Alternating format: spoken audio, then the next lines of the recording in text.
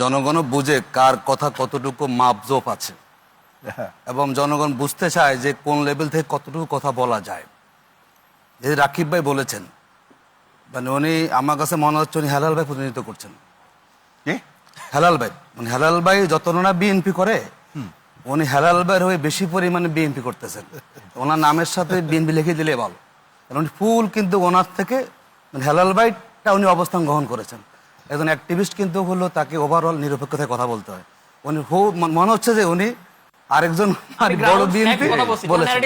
আমি একটু আসছি, কারণ আপনি যতটুকু কথা বলেছেন আপনি নিরপেক্ষতা বজায় রাখতে পারেননি, আপনি একটা পক্ষ হয়ে গেছেন। আপনি এখানে ইউথ লিডার অ্যাক্টিভিস্ট না হয়ে আপনি আপনার স্বনামে আসলে আমাদের জন্য ভালো ডিবেট করতে পারবেন। আমি একটু আসছি, আপনি বলেছেন যে বিএনপি আগের কথাই ঠিক ছিল, এটি কিন্তু আপনি অসত্য বলেছেন। 5ই অক্টোবর যখন সালাউদ্দিন সাহেব বলেছেন যে আমরা যে যা আলোচনা করলাম এবার আমরা যাই দেখি জনগণ কি বলে, বলছেন জনগণের রায়টা হচ্ছে সার্বভৌম রায়, এটা আমরা সবাই মানতে বাধ্য। উনি 15 অক্টোবর বলেছেন যে যদি জিতে যায় এটা হচ্ছে সবচেয়ে একটা বড় জনগণের রায়, এবং এই অভিপ্রায়টা বোঝা যায় গণভোটের মধ্যে দিয়ে, এবং এটা সংসদ মানতে বাধ্য। এগুলো কিন্তু সবগুলো ইউটিউবে আছে, আমি বানাই বলিনি।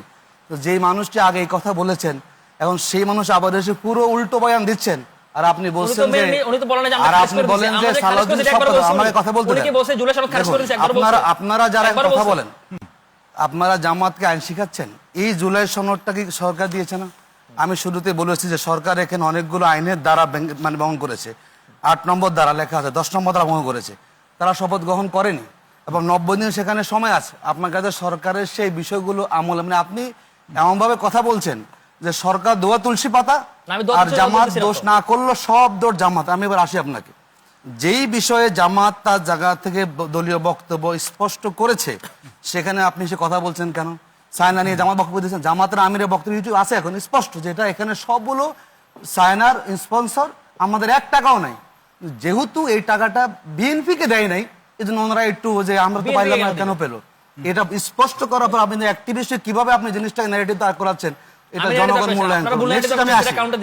জামাতের আমি উপদেষ্টা নিয়ে কথা বলেছেন, জামাত অফিসারই বলেছে যে উপদেষ্টা তিনি না জানি কাজটা করেছেন। একটা যখন দল তার অবস্থান ব্যক্ত করে সেটাকে আবার ঘুরিয়ে পেঁচিয়ে আপনারটাই বয়ান ঠিক থাকতে হবে, এই ধরনের কাজও কিন্তু একটা ইথিক্সের পরিপন্থী। ডাক্তার রাকিব আরেকটা বিষয় বলছি আপনাকে, যেটা নিয়ে কোড আনকোড যে বিরোধী দলের জামাত এবং এনসিপির যে উনি বললেন পরিপক্কতার জায়গাতে একটা প্রশ্ন রেখেছেন।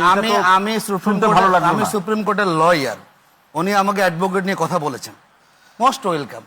বলুন সংবিধান এবং কোনটা আছে, উনি তো সংবিধান বিষয় এখন তো যেটা হয় দেখি অনলাইনে আসলে টকশোতে সব সংবিধান এক্সপার্ট হয়ে যায়, আইন নাই, পড়াশোনা নাই, কোর্টে যাওয়া নাই, সব এক্সপার্ট হয়ে যায়। মানে একটা জিনিস শুনে ফেসবুকে আর বলে দেখেন এসে, এত সহজ আইনের ব্যাখ্যা না।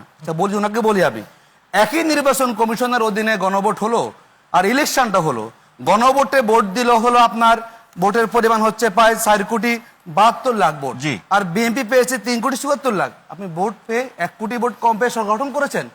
আর গণভোট একটা দেশের সংবিধান পরিবর্তন করতে পারে গণভোট।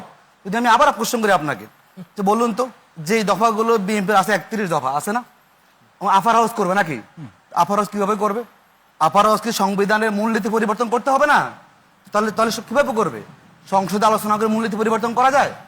মানে সংবিধানের আর্টিকেল 142 বলা আছে আমি সংবিধান সংশোধন করতে পারি, কিন্তু বিএনপি যেটা বলছে, বিএনপির পক্ষ থেকে বক্তব্য হচ্ছে যে এটি যে সাংবিধানিক প্রক্রিয়ার মাধ্যমে অন্তর্ভুক্ত করেই তারা সেটা করবে, এরকম তাদের মনোভাব। সংস্কার জনগণ যেখানে রায় দিল, একটা জনরায়, গণভোট। জি, আরে সংবিধান কি জনগণের জন্য না? না আমি সব গিলে খাবেন সবাইকে আপনি? এই জনগণ বলছে 70% ভোট দিয়ে আমরা সংবিধান সংস্কার চাই, তারপরে কিসের রাজনৈতিক দল? What is this?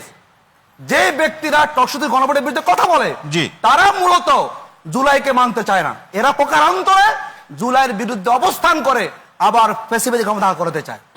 জুলাই সনদ হয়েছে, আইন হয়েছে, ভোট হয়েছে, সরকার হয়েছে, বলেন যে আইন মানে না। কেন মানবেন আইন? এখানে আদেশ হয়েছে না, নির্বাচন হয়েছে না, ইলেকশন কিভাবে সেখানে হলো বলুন তো আপনি? মানে মনে হয় যে খুব স্বাভাবিক সরকার, ইউনূস সরকার স্বাভাবিকভাবে আসছে, ইলেকশন হয়েছে, স্বাভাবিক হয়েছে?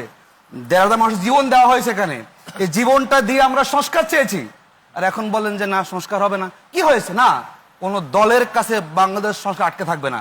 জনগণের প্রত্যাশা বিরোধী আমরা বলছি, এই জনগণের প্রত্যাশা পূরণ করার জন্য আবার আমরা রাজপথে নামবো।